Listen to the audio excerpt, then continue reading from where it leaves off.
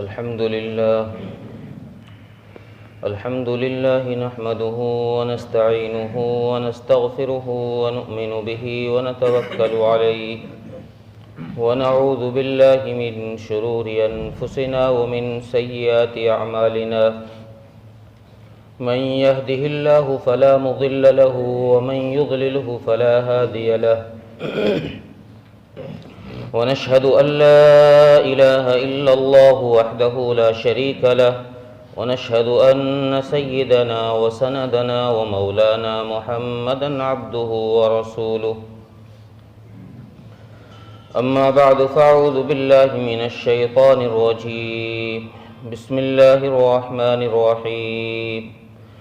يا أيها الذين آمنوا كونوا قوامين لله شهداء بالقسط ولا يجرمنكم شنآن قوم على ألا تعدلوا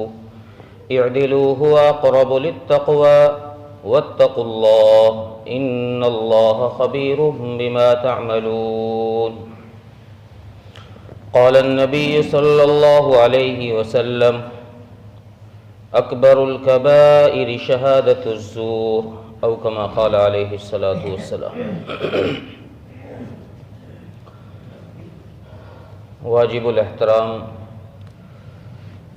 بزرگوں، غیور نوجوان دوستوں اور بھائیوں،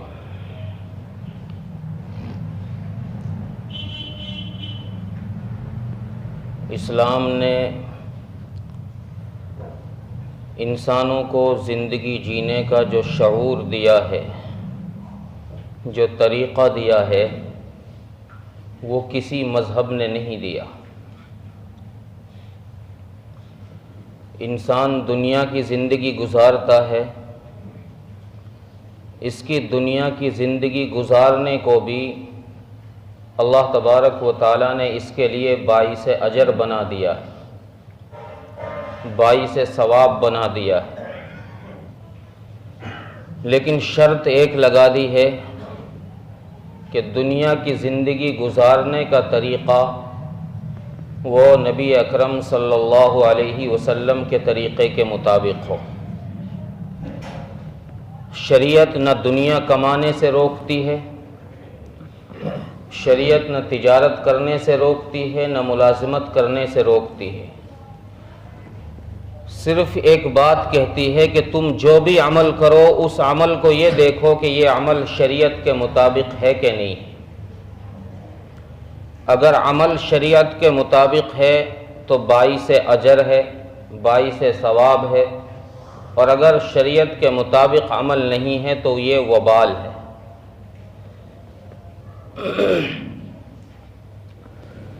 قرآن کریم نے جو میں نے خطبے میں آیت کریمہ تلاوت کی ہے، یہ سورہ مائدہ کی آیت نمبر 8 ہے۔ اس آیت میں اللہ تبارک و تعالی ارشاد فرماتے ہیں، اے ایمان والو، تم کھڑے ہو جاؤ اللہ کے لیے انصاف کے ساتھ، انصاف کرنے کے لیے، انصاف کے ساتھ گواہی دینے کے لیے۔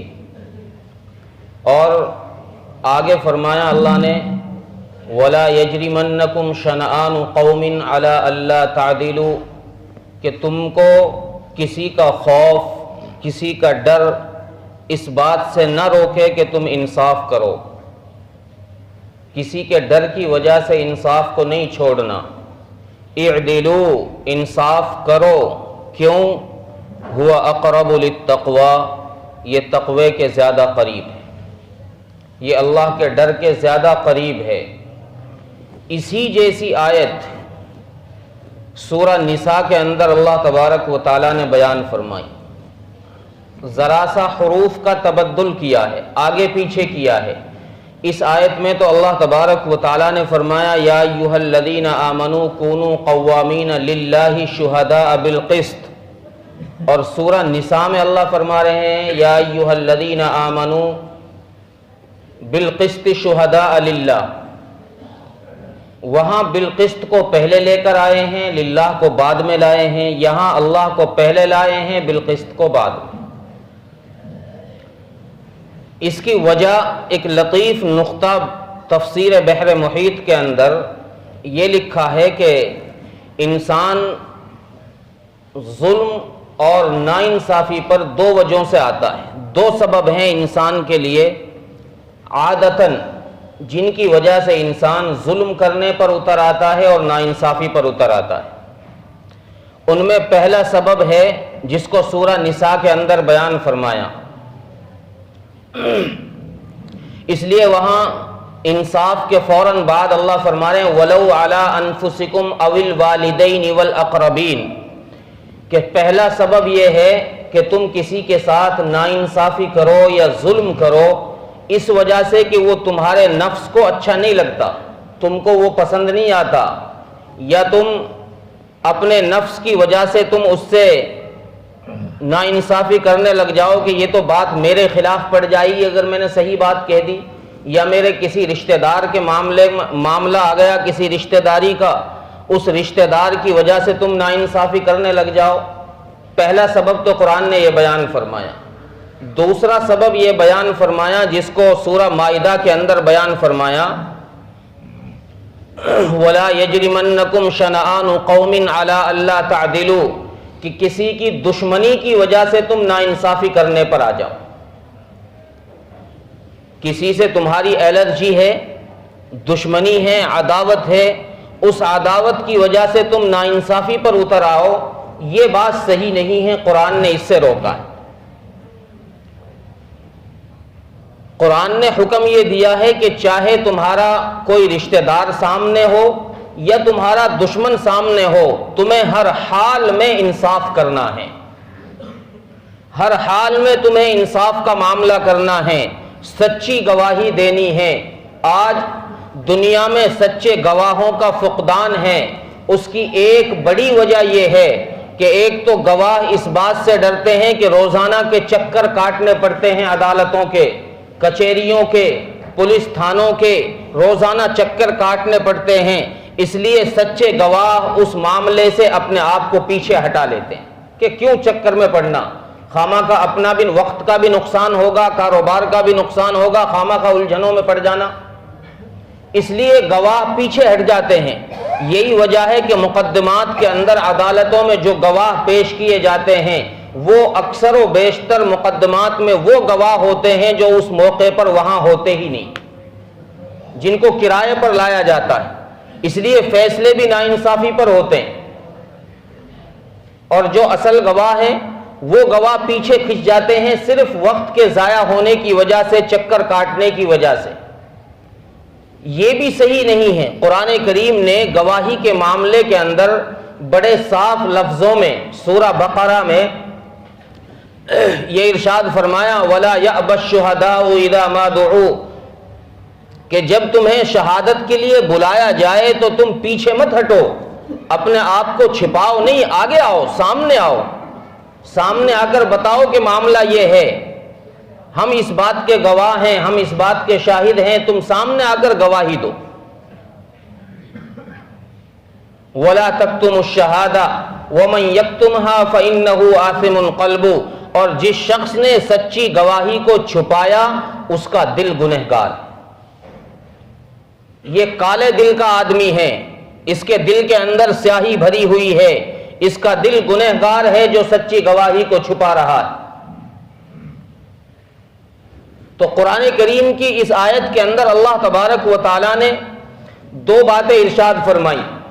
ایک تو انصاف کا معاملہ کرنا اور دوسری بات پر ارشاد فرمائی کہ سچی گواہی دینا.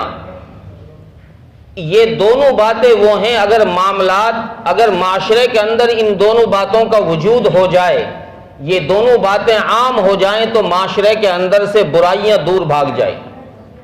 معاشرہ بالکل پاک صاف ہو جائے گا. اور عرف کے اندر گواہی کو ہم نے صرف سمجھ لیا ہے مقدمات کے اندر، کسی کا کوئی کیس ہو جائے، مقدمہ ہو جائے، عرف میں عوام کے اندر صرف لوگ سمجھتے ہیں کہ گواہی اسی کا نام ہے کہ کسی کا کوئی کیس ہو جائے اس میں کسی کو گواہ بنا کے پیش کر دو، صرف اس کا نام گواہی. اسی کا نام گواہی نہیں ہے. مفسرین لکھتے ہیں کہ گواہی تو یہ بھی ہے اگر کوئی ڈاکٹر کسی کو سرٹیفکیٹ بنا کے دے رہا ہے بیماری کا اور وہ جعلی سرٹیفکیٹ ہے تو یہ بھی اس گناہ کے اندر ملوث ہے. وہ ڈاکٹر جو یہ جھوٹا سرٹیفکیٹ بنا کے دے رہا ہے، یہ بھی ایک قسم کی گواہی ہے. کسی مدرسے یا اسکول سے بچے کو سرٹیفکیٹ ملتا ہے، سند ملتی ہے، اس سند پر سائن کرنا یہ اس بات کی شہادت ہے، یہ اس بات کی گواہی ہے کہ یہ بچہ اس قابل ہے، یہ بچہ اس لائق ہے.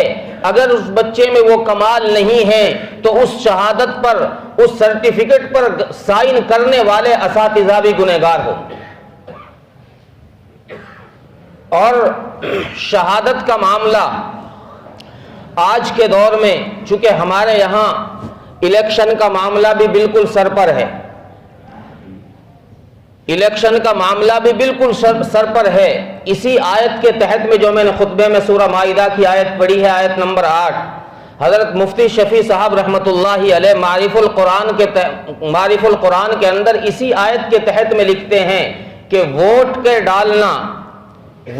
ڈالنا اور کینڈیڈیٹ کا چننا، اس کی شرعی حیثیت، یہ ووٹ کا ڈالنا جو ہے یہ بھی شہادت ہے. کسی کینڈیڈیٹ کو ووٹ ڈالنا یہ بھی شہادت ہے. حضرت فرماتے ہیں کہ اس کے 3 چیزیں ہیں ووٹ ڈالنے کی. پہلی علامت یہ ہے کہ یہ شہادت ہے، اور شہادت کے متعلق قرآن نے کہا کہ وَلَا تَكْتُمُوا الشَّهَادَةَ، شہادت کو نہ چھپاؤ. جس کینڈیڈیٹ کو تم ووٹ ڈالنے جا رہے ہو گویا اس کے بارے میں تم یہ شہادت دے رہے ہو کہ یہ کینڈیڈیٹ ایماندار ہے، یہ آدمی ٹھیک ہے، صحیح ہے، اس کے معاملات ٹھیک ہیں، یہ اس کے اندر کوئی کرپٹ نہیں ہے، یہ آدمی بالکل جینین ہے اور اس آدمی کا کسی قسم کا کوئی فالٹ نہیں ہے، یہ بالکل صحیح آدمی ہے. تم اس بات کی گواہی دے رہے ہو. اگر تمہاری گواہی صحیح ہے تو بہت اچھی بات ہے. اگر تمہاری گواہی صحیح نہیں ہے، تم نے ووٹ کسی بیکار آدمی کو ڈال دیا، کسی غلط آدمی کو ڈال دیا، کسی گنڈے اور لفنگے آدمی کو ڈال دیا، تو تمہاری حیثیت، تمہاری شہادت جو ہے، اس شہادت پر آخرت میں تمہاری پکڑ ہوگی. اور دوسری چیز ووٹ کا ڈالنا یہ سفارش ہے. ووٹ کا ڈالنا سفارش ہے. قرآن کریم میں اللہ تبارک و تعالیٰ نے ارشاد فرمایا وَمَن يَشْفَعْ شَفَاعَةً سَيِّئَةً يَكُن لَّهُ نَصِيبٌ مِّنْهَا وَمَن يَشْفَعْ شَفَاعَةً حَسَنَةً يَكُن لَّهُ كِفْلٌ مِّنْهَا، کہ جس نے اچھی چیز کی سفارش کی، صحیح آدمی کی سفارش کی، تو اس کا حق اسے دیا جائے گا. جتنے وہ صحیح کام کرے گا تو اس کا ثواب اس کو بھی دیا جائے گا جس نے سفارش کی ہے. اور اگر اس نے گناہ گار کی، کسی غلط کام میں سفارش کی، تو جن برائیوں کو یہ کرے گا اس کو بھی وہ برائیاں لکھی جائیں گی اس کے اعمال نامے میں جس نے اس کی سفارش کی. تو ووٹ ڈالنے میں یہ بھی دیکھنا چاہیے کہ جس کینڈیڈیٹ کو ہم ووٹ ڈال رہے ہیں یہ ایماندار ہے کہ نہیں، یہ چور ہے کہ نہیں، یہ کیسا آدمی ہے. اگر یہ صحیح آدمی ہے، ہم نے اس کی سفارش کی، ہم نے اس کو ووٹ ڈال دیا، اور اس نے 5 سال تک ہمارے علاقے میں اچھے کام کیے، اس کے اچھے کام کرنے کی وجہ سے جو ثواب اس کو ملے گا وہ ثواب ہمیں بھی ملے گا. اور اگر ہم نے کسی غلط آدمی کو اپنا ووٹ دیا تو اس کے گناہ، جتنے یہ گناہ کرے گا اس کے گناہوں میں ہمارا بھی حصہ ہوگا، ہمارے اعمال نامے میں بھی اس کے گناہ لکھے جائیں گے. من یشفع شفاعۃ حسنۃ یکن لہ نصیب منہا، جتنے اچھائی کے کام کرے گا اتنا ہی حصہ اس کا بھی ہوگا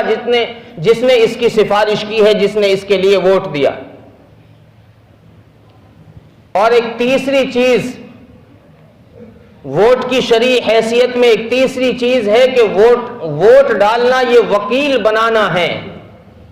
جس کینڈیڈیٹ کو ووٹ ڈالا جا رہا ہے گویا یہ ووٹر اس کو اپنا وکیل بنا رہا ہے. آپ سوچ کے دیکھیے، ہمارا کوئی بزنس کا معاملہ اٹکا ہوا ہو، کروڑوں روپے کا ہمارا کوئی بزنس کا معاملہ ہو، تو اس میں ہم اپنے لیے کیا ایسے ہی ایرے گیرے نتو کھیرے کو وکیل تجویز کر لیں گے؟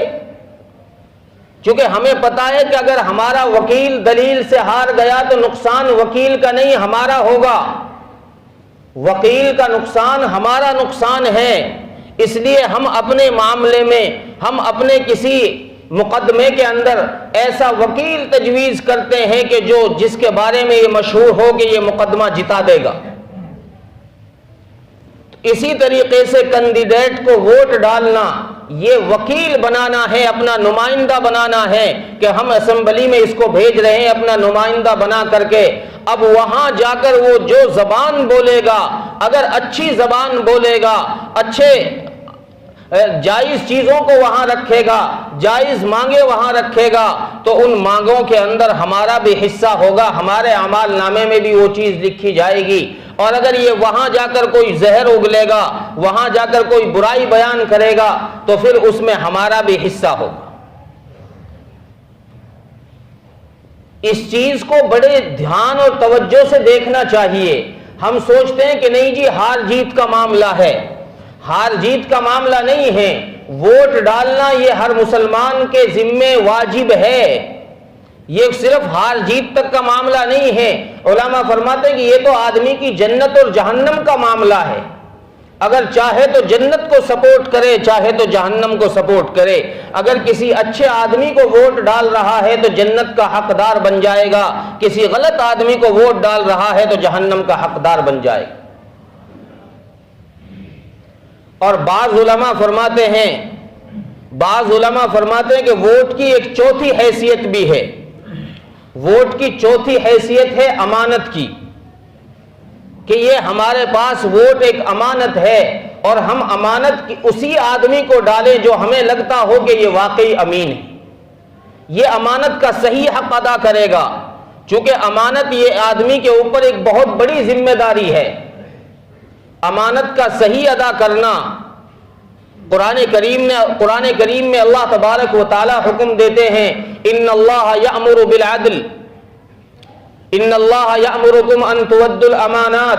اللہ حکم دیتے ہیں کہ امانتوں کو ادا کرو، امانتوں کو پہنچاؤ، جن کی امانتیں تمہارے پاس ہیں ان کو واپس کرو۔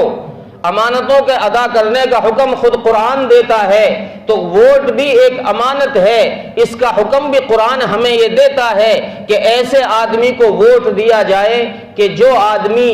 صحیح ہو، جو آدمی امانت دار ہو، جو آدمی بھرشٹ نہ ہو، ایسے آدمی کو ووٹ دیا جائے۔ اب یہاں ایک سوال یہ پیدا ہوتا ہے کہ جی کس کو ووٹ دیں، سارے ہی ہمیں ایسے نظر آتے ہیں، ووٹ کس کو دیں، سارے ہی ایسے نظر آتے ہیں۔ یہ ایک سوال ذہن میں آتا ہے، ایک عام آدمی کے، سمجھدار آدمی کے ذہن میں یہ سوال آتا ہے کہ ووٹ کس آدمی کو دیا جائے، ہمیں تو یہ سارے ہی ایسے لگتے ہیں۔ تو شریعت نے ایک نقطہ یہ بتایا کہ جب دو برائیاں آپس میں اکٹھی ہو جائیں، جب دو برائیاں آپس میں اکٹھی ہو جائیں تو اس برائی کو ترجیح دو، اس کی طرف چلو جو کم درجے کی ہو، جو بڑے درجے کی ہو اس کو چھوڑو۔ اگر ایسا معاملہ ٹکر کھا رہا ہے کہ ہمیں کوئی ایماندار نظر نہیں آ رہا، تو ان بے ایمانوں میں ہی ایسے آدمی تلاش کرو جو کم درجے کا ہو۔ ایک آدمی ڈکیت ہے، ڈاکہ ڈال رہا ہے، وہ الیکشن لڑ رہا ہے، ایک آدمی چور ہے، وہ الیکشن لڑ رہا ہے، تو چور کو ترجیح دو ڈکیت کے مقابلے میں، چونکہ یہ کم درجے کا گناہ ہے۔ مثال کے طور پر ایک آدمی ڈکیت ہے، ڈاکہ ڈال رہا ہے، سب کو پتا ہے یہ ڈکیت ہے، ایک آدمی چور ہے، وہ چوری کر رہا ہے، تو شریعت کہتی ہے کہ اب ووٹ تو ڈالنا ہی ہے، ڈالیں کس کو؟ تو شریعت کہتی ہے کہ چوری کرنا کم درجے کا گناہ، اس لیے اس کو دے دو۔ اگر کہیں کسی گھر میں آدمی بند ہو جائے اور اس گھر کے دو دروازے ہوں نکلنے کے، دونوں دروازوں پر سانپ بیٹھا ہے، ایک پر زیادہ زہریلا سانپ ہے، ایک پر کم زہریلا سانپ ہے، تو اب شریعت یہ کہتی ہے کہ ادھر سے نکلو جدھر کم زہر والا ہے، چونکہ اس کے حملے کا اندیشہ کم ہے، اس کا زہر کم ہے، اس لیے ادھر سے نکل جاؤ۔ جدھر زیادہ زہر والا ہے، ڈر یہ ہے کہ وہ حملہ کر دے گا، جلدی زہر کا اثر ہوگا، تمہیں ختم کر دے گا، تمہارا نقصان زیادہ ہوگا، اس لیے دوسری سائیڈ سے نکل جاؤ۔ تو شریعت نے یہ نقطہ دیا ہے کہ اگر ساری برائیاں ہی برائیاں دکھائی دے رہی ہوں تو ایسے آدمی کا انتخاب کرو جو ان سب میں کم درجے کا۔ تو میں نے عرض کیا کہ ووٹ کا ڈالنا یہ امانت ہے، اور امانت کا صحیح ادا کرنے کا حکم قرآن نے دیا ہے۔ حضرت عمر بن خطاب رضی اللہ عنہ کے دور خلافت میں تاریخ کی کتب کے اندر لکھا ہے کہ حضرت عثمان غنی رضی اللہ تعالی عنہ، گرمیوں کا زمانہ تھا، تیزی کے ساتھ لو چل رہی تھی، گرم لو جو آدمی کے بدن کو جھلس دے ایسی لویں چل رہی تھی، اور عرب کی گرمی تو ویسے بھی مشہور ہے ماشاءاللہ۔ حضرت عثمان غنی رضی اللہ عنہ فرماتے ہیں کہ میں نے دیکھا کہ ایک شخص ہے چادر اوڑھے ہوئے اور اونٹ کے بچوں کے پیچھے بھاگا جا رہا ہے اس گرمی میں، ایسی شدید گرمی کہ اس گرمی میں پرندے بھی اپنے اپنے گھونسلوں میں چھپے ہوئے ہیں، لوگ اپنے اپنے مکانوں میں چھپے ہوئے ہیں، اور ایسی شدید گرمی میں ایک شخص اپنے اونٹ کے 2 بچوں کے پیچھے بھاگا جا رہا ہے۔ میں نے اپنے غلام سے کہا کہ ذرا دیکھنا بھائی یہ کون ہے، یہ شخص کون بھاگا جا رہا ہے ایسی گرمی میں، کیسا بخیل آدمی ہے، لالچی آدمی ہے، بھائی بعد میں بلا لیتا ان کو، بعد میں پکڑ لیتا جب کچھ ٹھنڈا ماحول ہو جاتا، ٹھنڈا موسم ہو جاتا۔ تو حضرت عثمان غنی رضی اللہ عنہ کے غلام نے کہا کہ حضرت اس آدمی نے تو اپنا چہرہ کپڑے سے چھپا رکھا ہے، پہچان میں نہیں آتا کون ہے۔ تو حضرت عثمان غنی رضی اللہ عنہ نے فرمایا کہ ذرا اس کا دھیان رکھو، یہ کون شخص ہے، اس کو پہچانو۔ اتنے میں وہ شخص بھاگتا ہوا اونٹوں کے پیچھے پیچھے حضرت عثمان غنی رضی اللہ عنہ کے مکان کی طرف آ گیا۔ جب وہ قریب آیا تو حضرت عثمان غنی رضی اللہ عنہ نے ذرا غور سے جب دیکھا تو یہ کوئی عام شخص نہیں بلکہ امیر المومنین حضرت عمر فاروق رضی اللہ تعالیٰ عنہ ہے۔ حضرت عثمان غنی رضی اللہ عنہ فرمایا کہ امیر المومنین آپ کہاں پریشان ہو رہے اتنی گرمی میں، ان اونٹوں کو ہمارے غلام پکڑ کر لے آئیں گے، آپ امیر المومنین ہیں، آپ ادھر آئیں۔ حضرت عمر رضی اللہ عنہ نے فرمایا کہ عثمان یہ صدقے کے اونٹوں میں سے ہیں، یہ صدقے کے اونٹوں کے بچے ہیں، اور یہ صدقے کے اونٹ مسلمانوں کی امانت ہیں، اور اس امانت کی ذمہ داری امیر المومنین کی ہے، اس لیے لہذا میں ہی پکڑ کر لاؤں۔ قیامت کے دن سوال تمہارے غلام سے نہیں ہوگا اس کے بارے میں کہ امانت کہاں کر دی، کہاں چلی گئی، امانت کا سوال مجھ سے ہوگا کہ میں نے تمہیں امیر بنایا تھا، امانت کی ذمہ داری تمہاری ہے، تم خود پکڑ کر لاؤ۔ حضرت امیر المومنین کہتے ہیں کہ حضرت عثمان غنی نے مجھ سے کہا کہ اچھا ذرا دیر آرام تو کر لو،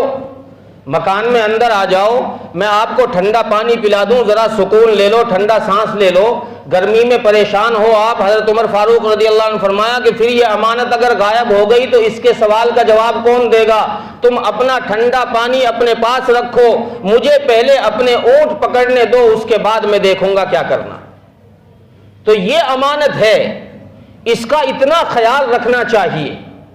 تو ووٹ ہمارے ذمہ امانت ہے، اس امانت کو صحیح طور پر استعمال کرنا ہم سب کی ذمہ داری ہے۔ اگر اس کا صحیح استعمال نہیں کیا تو اس کا وبال ہم سب پر پڑے گا،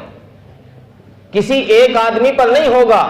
چونکہ ووٹنگ کا مسئلہ کسی ایک آدمی کا نہیں ہے، کینڈیڈیٹ کا انتخاب کرنا وہ پورے علاقے کی طرف سے ایک نمائندہ ہوتا ہے،